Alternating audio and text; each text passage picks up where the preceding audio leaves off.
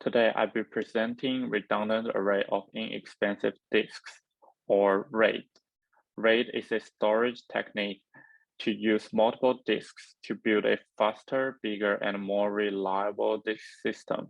Externally, RAID can be accessed just like a single disk.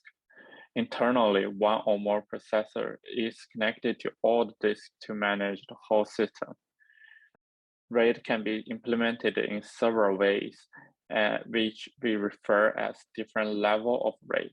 We will be presenting how different RAID level works and what are the advantages.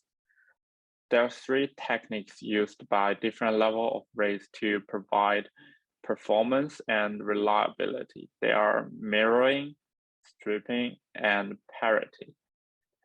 Mirroring just means that each block of a file is stored on multiple disks. Thereby, each block has two or more copies lying on different disks. And upon failure of disk, their redundant data can be used to recover the lost data. Stripping is the technique of segmenting a file so that consecutive segments are now stored on different disks. Stripping alone won't provide any reliability, but it allows data read and write from multiple disks, so it increases the throughput of the system. Parity blocks are often used with stripping to provide reliability. A parity block is added to each strip of data to store the redundant information, which can later be used to recover the lost data. There are three metrics that can be used to evaluate each RAID design. They are capacity, reliability, and read-write performance. It's not possible to optimize all these metrics at the same time, so different RAID levels focus on different parts. It's not possible to optimize all these metrics at the same time, so different RAID design focus on different metrics. RAID 0 uses only stripping but not mirroring or parity. As a result, it does not provide any fault tolerance.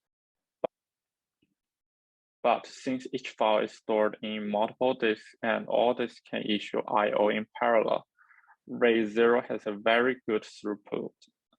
RAID 1 uses only mirroring. Although mirroring can provide performance along reliability, it has poor capacity. If each file has one mirroring, then only half of the capacity of all disks is useful. RAID 2 and RAID 3 are similar to RAID 4. They all use stripping alongside with parity or Hamming code.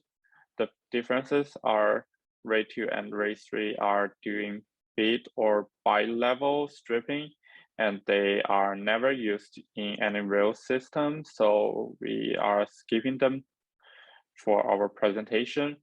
RAID level 4 uses stripping alongside parity. One of the disks will be dedicated to write all parity blocks. As a result, RAID 4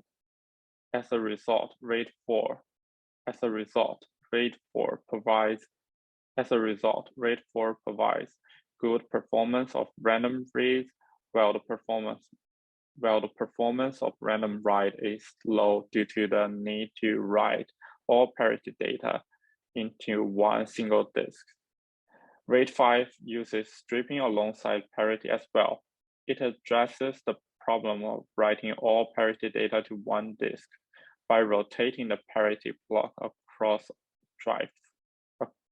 disks. RAID 5 uses stripping alongside parity as well. It addresses the problem of writing all parity data to one disk by rotating the parity block across drive. In this way, RAID 5 gets a good performance while also being reliable. Thanks.